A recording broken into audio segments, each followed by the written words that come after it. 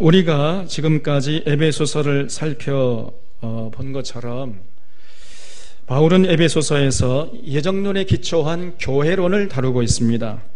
하나님이 창세전에 교회를 세우시기로 예정하시고 드디어 이제 때가 되어가지고 예수 그리스도를 통해서 교회를 세우시고 교회를 통해서 하나님의 은혜의 경륜을 이어오셨어요. 그래서 교회는 반드시 세상에 빛을 비추어서 하늘의 생명을 세상 사람들에게 나눠줘야 하는 그 사명을 갖고 있는 것입니다. 그런 하늘의 생명을 이 무생명들에게 나눠줘야 할 그런 사명이 교회에게 주어져 있는 거예요. 그런 하나님의 거룩한 도구가 교회라는 공동체인 것이지요. 그래서 어둠에 잠긴 세상에서 방황하는 영혼들을 하나님 앞으로 인도해야 할 사명이 교회에게 있는 것입니다. 그래서 하나님의 은혜의 경륜을 반드시 이어가야 됩니다. 이런 차원에서 교회가 얼마나 소중합니까, 여러분? 우리가 세상에서 깨달아야 할 진리가 있다면 그것은 교회가 소중하다는 사실이에요. 그래서 이런 진리를 깨닫고 교회를 사랑하고 교회의 교회됨을 위해서 헌신하는 자가 가장 복된 자인들로 믿으시기 바랍니다. 반대로 교회는요, 이 마귀는 교회를 어지럽게 하고 교회를 병들게 하려고 수단 방법을 가리지 않습니다. 그래서 자꾸만 교회를 흔들어대고 어그러진 말을 해가지고 할 수만 있으면 택한 백성들 죽음의 길로 끌고 가려고 애를 쓰는 거예요. 이게 마귀시 하는 것입니다. 그래서 바울은 에베소서를 마무리하면서 교회가 마귀와 싸우는 존재임을 강조하고 있어요. 우리 샤론교회도 언제나 이것을 잊지 말아야 됩니다. 10절 말씀을 보겠습니다. 끝으로 너희가 주 안에서와 그 힘의 능력으로 강건하여지고 마귀의 관계를 능히 대적하기 위하여 하나님의 전신갑주를 입어라 그랬어요. 교회는 주님 다시 오실 때까지 끊임없이 마귀와의 싸움에 직면해야 된다는 거예요. 끊임없이 영적 싸움을 싸우고 있는 공동체가 바로 교회라는 것입니다. 그래서 긴장의 끈을 놓치면 안 됩니다. 교회의 적은 마귀예요. 마귀가 얼마나 간교한지 모릅니다. 그 요한계시를 보면은 마귀의 머리가 7개라 그랬어요. 마귀 머리 하나만 있어도 굉장히 참 지혜로운데 7개가 있으니 얼마나 지혜롭겠습니까? 그러나 우리가 너무 두려워할 필요가 없어요. 우리가 두려워할 필요 없지만은 또 너무 쉽게 봐서도 안 된다 그 말이죠.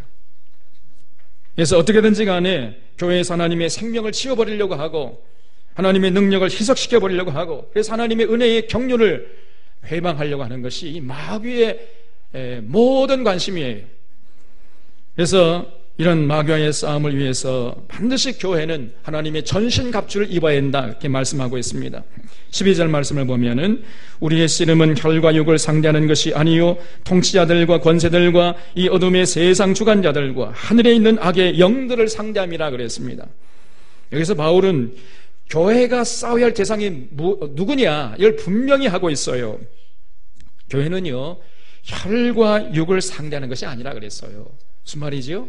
한 인간과 경쟁하고 한 인간을 놓고 싸우는 이런 시시한 공동체가 아닙니다. 교회가 싸워야 할 대상은요 대단해요. 긴장해야 됩니다. 교회는 교회의 싸움의 대상이 누굽니까? 세상 통치자들과 권세자들과 그리고 심지어는 이 어둠의 세상 주관자들, 세상 이 어둠의 통치자들, 그리고 심지어는 하늘의 악한 영들을 이것이 바로 교회가 싸워야 할 대상이라는 거예요. 마귀가 이 세상 통치자들과 권세들을 조종하고 있는 것입니다. 배후에서. 그래서 마귀는 세상 통치자들 내세워가지고 세상 권세자들 내세워서 어둠의 세상 통치자들 내세워가지고 할 수만 있으면은 수많은 사람들 그저 죽음의 길로 끌고 가려고 불행의 늪으로 끌고 가려고 애를 쓰는 것이에요. 그래서 이들을 전면에 내세워가지고 어떻게든지 간에 교회를 핍박하고 교회를 병들게 하려고 하는 것입니다. 그러므로 기독교 역사 2000년을 돌아보면은 반드시 세상 통치자들과 교회는 갈등과 말찰이 있어 왔던 거예요. 이것이 기독교 2000년의 역사인 것입니다. 세상 통치자들과 밀월 관계로 나아갈 때는 반드시 교회가 타락하게 돼요. 때문에 교회는 세상 통치자들, 세상 권세자들과는 일정한 거리를 둬야 하는 것입니다. 너무 가까워지면은 그러면요 반드시 교회는 변질되고 타락하게 되어 있는 거예요. 또 그렇다고 또 너무 멀어져서 세상 일에 무관심해버리면은 교회의 사명을 감당할 수 없는 것입니다.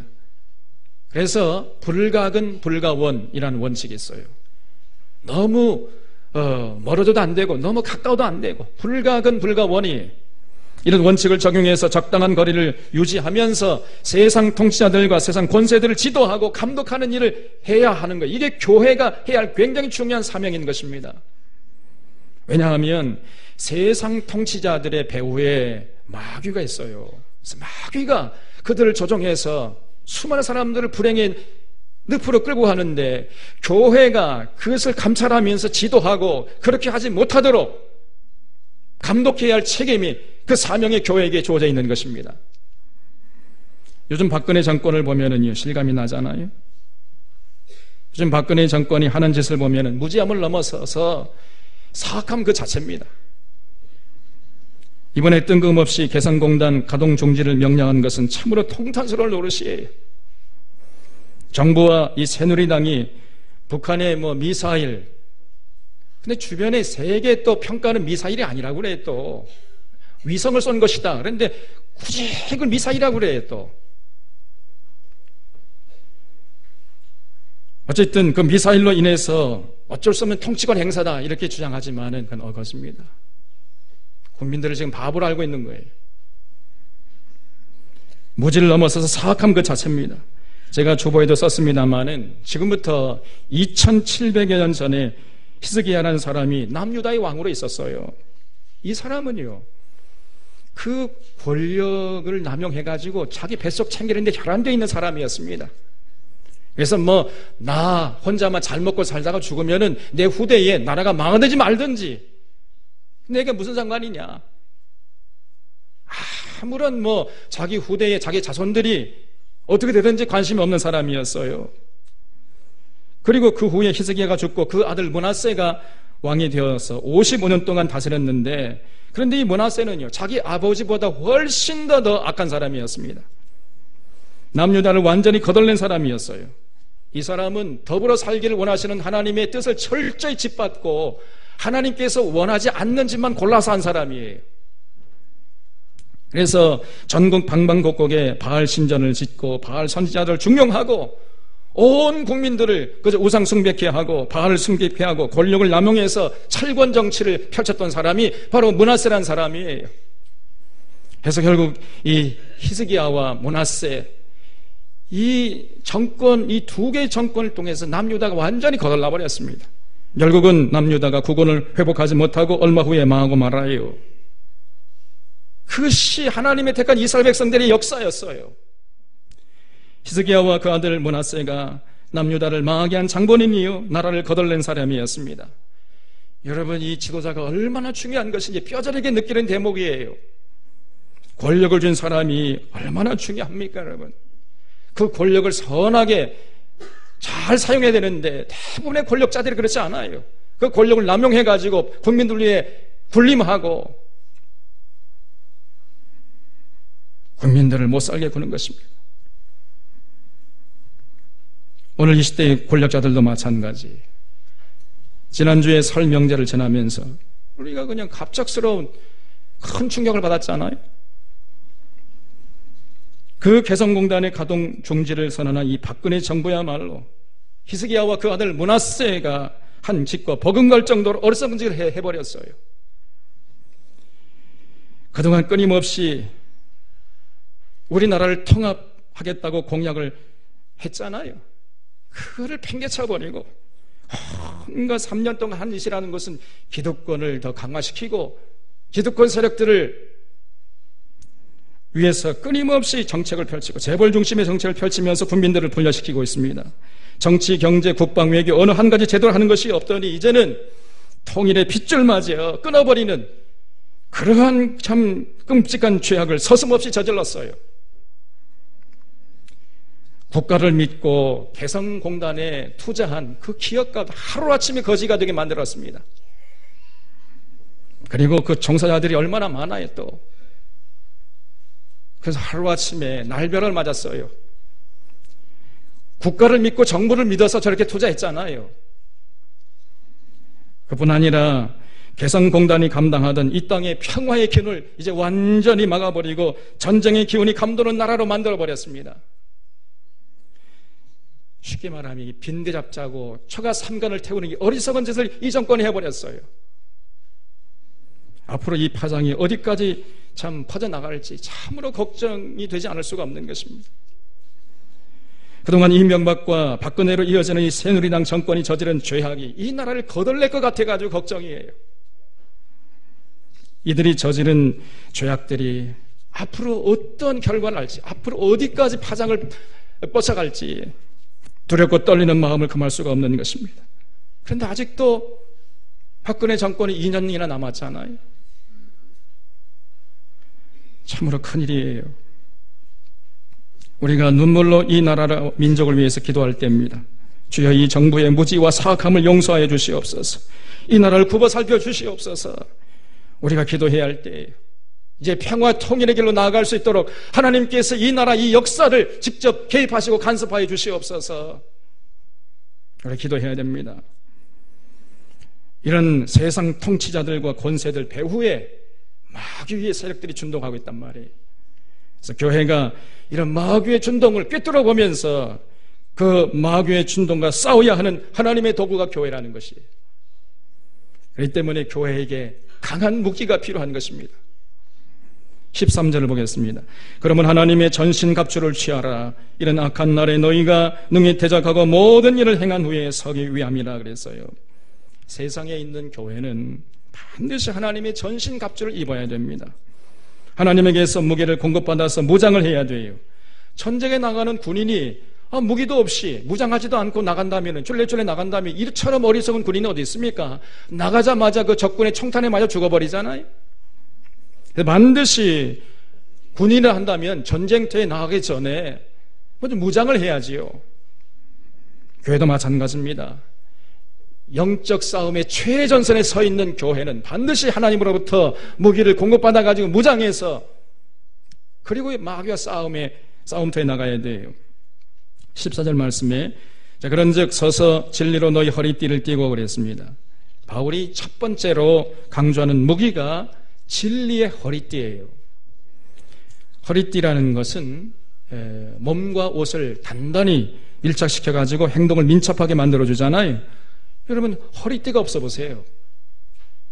그러면은 옷이 나풀거리고 바지가 흘러내리고 그래서 행동이 민첩하지 못하게 되잖아요. 이 허리띠가 중요합니다. 그래서 민첩하게 행동하지 못하면은 우리가 상대방의 공격을 피할 수가 없고 결국 싸움에서 이길 수가 없습니다. 마찬가지예요. 교회의 허리띠 역할하는 것이 바로 진리라는 것입니다. 그래서 진리의 허리띠로 무장한 교회가 민첩하게 행동해가지고 마귀와의 싸움에서 이길 수 있는 것이지요. 그러므로 교회는 반드시 진리의 터 위에 서 있어야 돼요. 모든 성도들이 성경의 진리를 깨닫고 진리로 무장하고 있어야 됩니다. 그런 교회가 결국은 마귀와의 싸움에서 이기고 하나님의 은혜의 경륜을 이어갈 수 있게 되는 것이지요. 여러분 진리가 중요한 것이에요. 왜냐하면 진리가 우리를 자유케 하고 진리가 우리를 거룩하게 하기 때문입니다. 예수님께서 말씀하시기를 너희가 내 말에 거하면 참 내 제자가 되고 진리를 알지니 진리가 너희를 자유케 하리라 그랬잖아요. 진리가 진실로 우리를 자유케 하는 것입니다.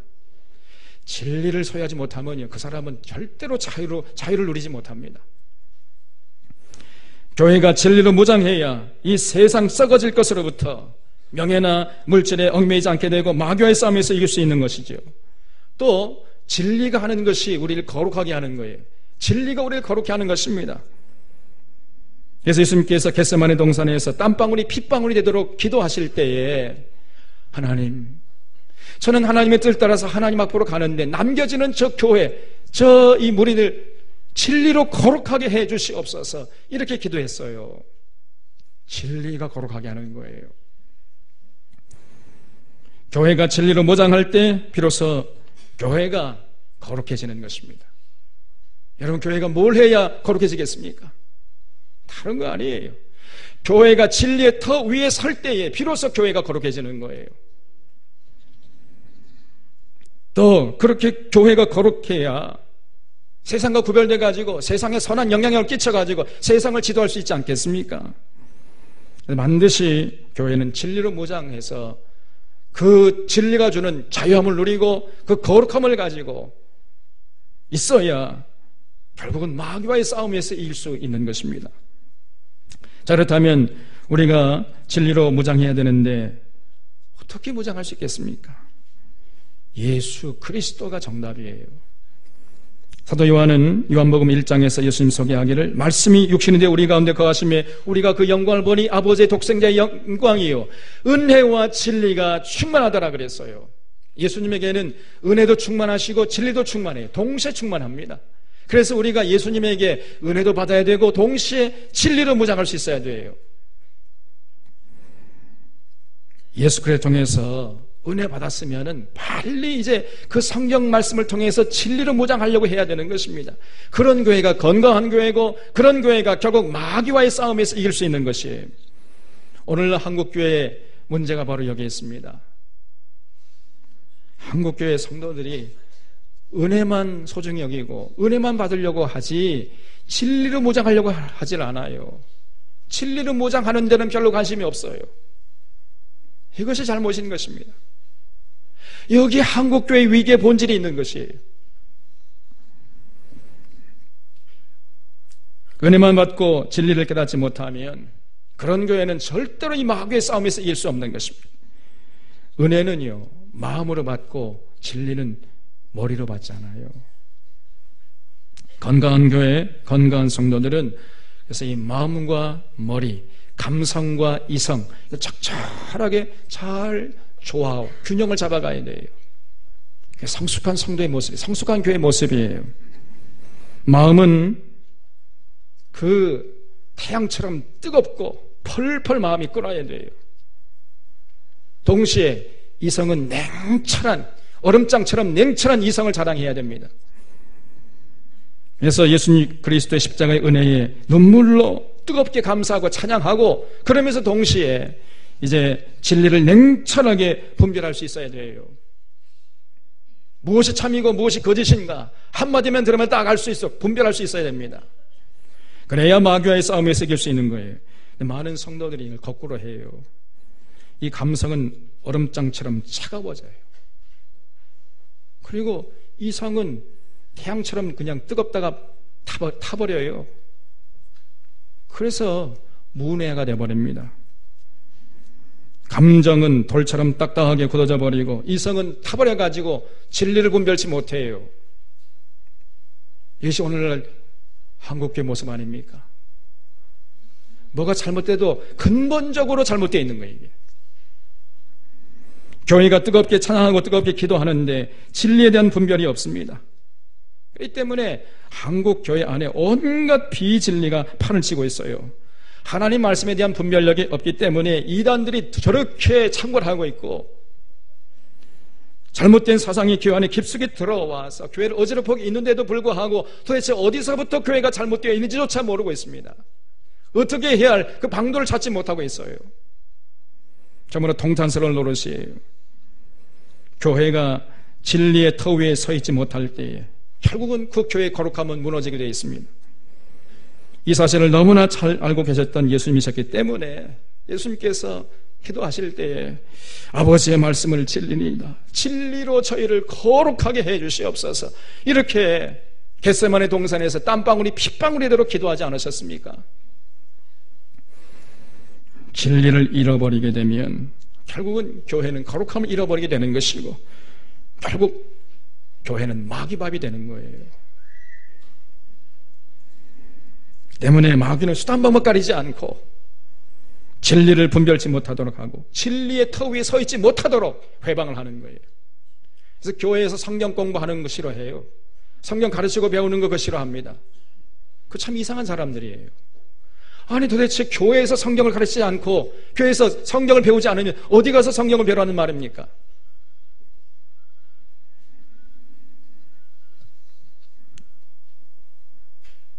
중직자들이 성경의 진리로 무장한 일에 별 관심이 없어요. 그런 교회는 병든교회입니다. 그런 교회는 유지될 수가 없어요. 그 마귀의 밥이 될 수밖에 없습니다. 모든 성도들은 예수 그리스도를 통해서 은혜 받은 후에 빨리 진리를 깨닫고 진리로 무장하려고 여기에 혼신의 힘을 다해야 돼요. 그저 예수 믿고 구원이나 받아야 되겠다. 예수 믿고 그저 복이나 받으면 만사 오케이고 그것으로는 난 족하다. 이런 성도들만 모여있다면 그런 성도들이 모인 교회는 그건 병든교회입니다. 그런 성도들이 아무리 수천 명, 수십만 명 모인다 할지라도 그건 하나의 이익단체지 건강한 교회라고 할 수가 없어요. 모든 성도들이 진리에 대한 목마름이 있어야 돼요.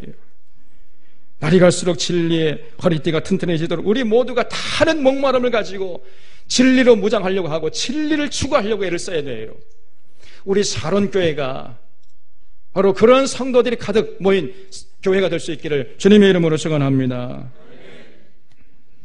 바울이 두 번째로 강조하는 무기가 무엇이? 14절 말씀 보면은 의의 호심경을 붙이고 그랬어요. 호심경이라는 것은 적군의 창과 화살을 방비하기 위해서 이 가슴에 붙이는 철판을 말해요. 군사에게 호심경이 필요하잖아요. 그래야 공격을 물리칠 수 있습니다. 성도의 호심경 역할하는 게 뭐냐? 의로움이라는 거예요. 의로움. 많은 성도들이 의로움 없이 싸우다가 마귀의 공격에 맥없이 쓰러져요. 마귀는 시도 때도 없이 때로는 달콤하게 때로는 무섭게 공격하면서 저와 여러분의 의로움을 무너뜨리려고 하는 것입니다. 거룩한 교회를 이루기 위해서는 반드시 세상으로부터 철저하게 자신을 지켜내야 돼요. 오늘날 한국교회가 여기에 실패하고 있는 것입니다. 너무 세속적이에요. 그래서 세상 물질에 교회가 사로잡혀 있습니다. 그래서 자꾸만 교회가 대형화 또 만모니즘, 물질화가 되고 있어요. 교회 공동체의 그 중심에 예수 그리스도께서 서 계셔야 되는데 그렇지 않고 금송아지가 서 있습니다. 그건 병든 교회예요. 오늘날 이런 만모니즘 대형화, 물질 만능주의, 이 성장 드라이브 정책 이걸 하루빨리 한국교회가 버려야 돼요. 그래야만 한국교회가 살 길이 열릴 것입니다. 세상 사람들을 교회로 인도했으면은 예수님의 제자로 하나님의 거룩한 백성으로 세우려고 여기에 혼신의 힘을 다해야 할 건 아니겠습니까? 현재 세상 사람들 교회 안까지 인도해 놓고는 배나 지옥 자식이 되게 한다면 그 무슨 의미가 있겠어요? 아무런 의미가 없는 것입니다. 그런 상태에서 수천 명, 수만 명 모인다 할지라도 그런 교회가 아니에요. 하나의 이익단체에 불과한 것입니다. 모든 성도들 마음속에 의로움에 대한 의지가 가득해야 돼요. 그러할 때 교회가 마귀와의 싸움에서 이기고 하나님의 거룩한 도구가 될 수 있습니다. 셋째로 15절 말씀에 평안의 복음이 준비한 것으로 신을 신고 그랬어요. 여러분, 군인에게 이 신발이 중요하잖아요. 제가 군에 있을 때 천리 행군을 가끔 하면은 그때 제일 우선적으로 그 제도 주의부에서 강조하는 것이 신발을 잘 준비하라는 거예요. 신발을 좋은 것으로 A급으로 준비해 놔야 됩니다. 그래서 물기가 스며들지 않도록 구두약을 칠해가지고 반짝반짝 빛이 나도록 닦아 놔야 돼요. 그렇지 않으면은 군장 검사에서 통과가 안 됩니다. 기합받아야 돼요.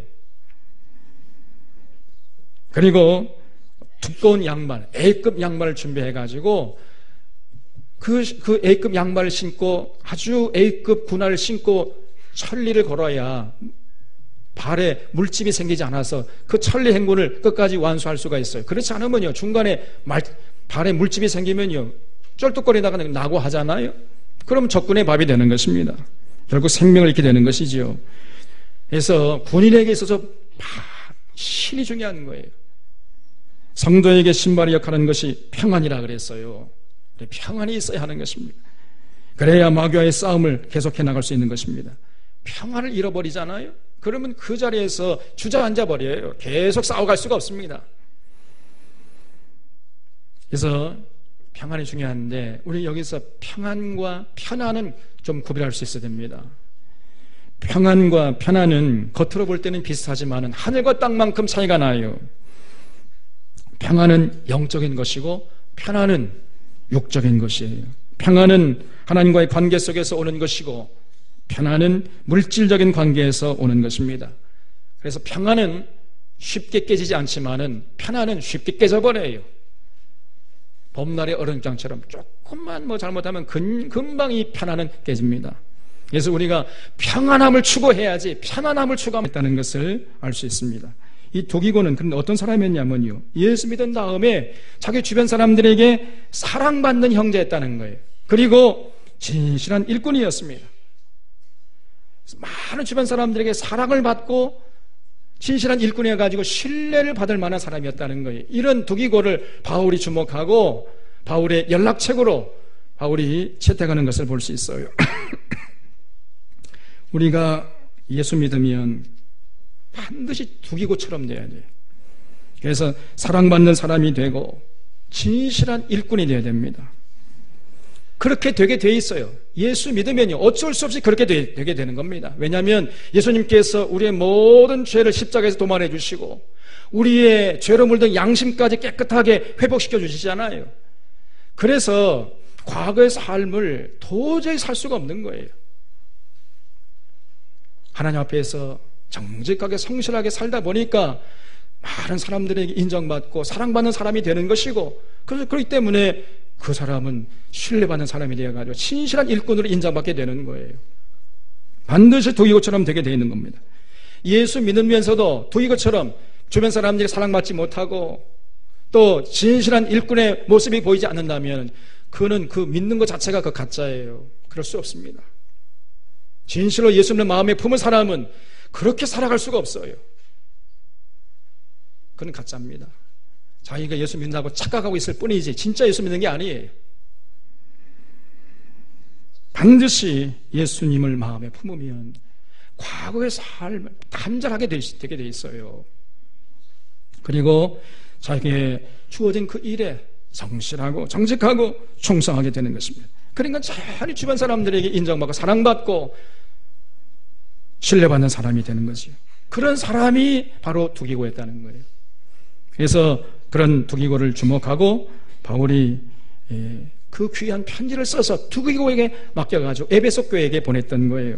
그래서 오늘 말씀을 정리하면은 교회는 마귀와의 싸움에 임하는 공동체라는 것을 우리가 언제나 마음에 새겨야 됩니다. 교회는 반드시 하나님의 전신갑주가 필요해요. 진리의 허리띠, 의의 호심경, 평안의 신발, 믿음의 방패, 구원의 투구, 성령의 검, 하나님의 말씀, 그리고 기도라는 무기로 무장을 해야 이 세상 권세자들과 세상 통치자들과 이 악의 영들과 우리가 싸워서 이길 수가 있어요. 그러면 여러분, 우리가 현실적으로 어디에서 이런 하나님의 전신갑주를 얻어 입을 수 있겠습니까? 종합적으로 보게 되면 그게 바로 교회의 소그룹이에요. 그래서 셀이 중요한 것입니다. 소그룹에서 말씀을 통해 깨달은 진리를 서로 나누고 말씀을 통해 받은 바 은혜를 서로 나누고 그런 시간을 통해서 하나님의 심정을 깨닫고 하나님과의 관계를 새롭게 하는 일, 이 무엇보다 중요한 것입니다. 그리고 그리스도의 사랑으로 서로 기도해 주는 것, 진리의 허리띠가 지금 단단히 매어져 있는지 확인해 주고 의의 호심경이 단단히 붙어 있는지 확인해 주고 평안의 신발을 서로 닦아주고 믿음의 방패를 서로 들어주고 구원의 투구를 제대로 쓰고 있는지 확인해 주고 성령의 검이 과연 날카롭게 마광되어 있는지 확인해 주고 이런 모습이 우리에게 있어야 돼요. 그 때문에 우리는 모이기를 힘써야 됩니다. 모이기를 피하는 어떤 사람의 습관 갖지 말고 그날이 가까우면 볼수록 더욱더 모이기를 힘써야 돼요. 그래서 우리가 소그룹으로 서로 그리스도의 사랑을 만나가지고 서로 위로하고 격려해주고 사랑으로 하나 되는 이런 모습이 있어야 돼요. 여러분, 이 어지러운 세상에서 이런 아름다운 사랑의 공동체, 믿음의 공동체를 어디서 발견할 수 있겠습니까, 여러분? 거짓과 불의가 판을 치고 있는 세상에서 모든 인간관계가 물질로 이루어지는 이 자본주의 사회 속에서 이렇게 믿고 신뢰하고 자기 속마음을 털어놓을 수 있는 이웃이 있다는 것이 얼마나 감사한 일입니까, 여러분? 그래서 이 성도 간의 이 사랑의 교제를 여러분 절대로 무시하면 중요시 여길 수 있기를 주님의 이름으로 부탁을 드립니다. 그래서 이런 불의가 판을진 세상에서 성도들끼리 함께 뭉치는 것이야말로 세상을 이길 수 있는 가장 큰 힘이 되는 것이고 가장 큰 복이 되는 거예요. 마귀는 어떻게든지 우리를 서로 불신하게 하고 떼어놓으려고 하는 것입니다. 서로 질투하면서 분열하게 하고 서로 싸우게 해요. 이것이 마귀의 전술입니다. 그렇기 때문에 우리는 이런 마귀의 관계에 빠지지 말고 서로 용서하고 용납하고 함께 힘을 합해야 돼요. 오늘 이런 이 바울의 제시하는 이 교회의 모습이 샤론교회를 통해서 현실화될 수 있기를 주님의 이름으로 축원합니다.